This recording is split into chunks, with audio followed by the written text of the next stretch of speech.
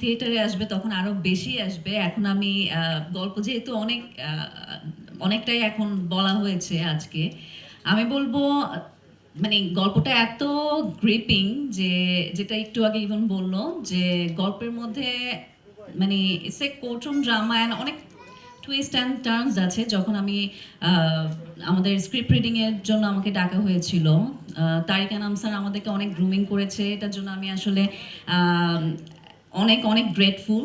আমার যদি অ্যাক্টিং যতটুকুই ভালো হয়ে থাকবে, আমি বলবো যে রায়হান খান ভাই আমাকে ওই স্পেসটা দিয়েছে শুটিং এর সময়।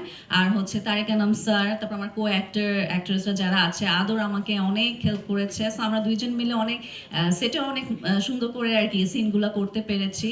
আর হচ্ছে এটা আসলে দর্শকই বলতে পারবে, কারণ আমি বলবো যে গল্পের জায়গা থেকে it's a very nice story, যেটা আমি প্রথমবার গিয়ে আমি মানে খুব ইন্টারেস্টিং লেগেছে যে বাংলাদেশে এই ধরনের কাজ নর্মালি হয় না। সো আমি রায়হান খান ভাইয়াকে, তারপর হচ্ছে আমাদের, হ্যাঁ, আর সবাইকে আর কি থ্যাঙ্কস দিব যারা এই গল্পের সাথে যুক্ত আছে। সবাই যার যার জায়গা থেকে অনেক সুন্দর অ্যাক্টিং করেছে। সো এটা আর কি দেখা যাক সামনে আর কি যখন অডিয়েন্স দেখবে তখন কি বলে। জায়গা করে নেওয়াটা অনেক difficult, but I did my best. আমি জানি না কতটুকু কি হবে। যেহেতু সবাই আছে খুবই মানে গল্পটার মধ্যে এত এত সুন্দর সুন্দর ক্যারেক্টার। আমি মিলনদার যে ক্যারেক্টারটা আমার খুব মজা লেগেছে। অনেক কিছু এখানে বলা হয়েছে, আসলে গল্পটা দেখলেই বোঝা যাবে। আদরের ক্যারেক্টারটা খুবই সুন্দর, আমি ওকে অনেক সাপোর্ট করেছি এটাতে যেন ওর বেস্টটা দেয় এখন পর্যন্ত।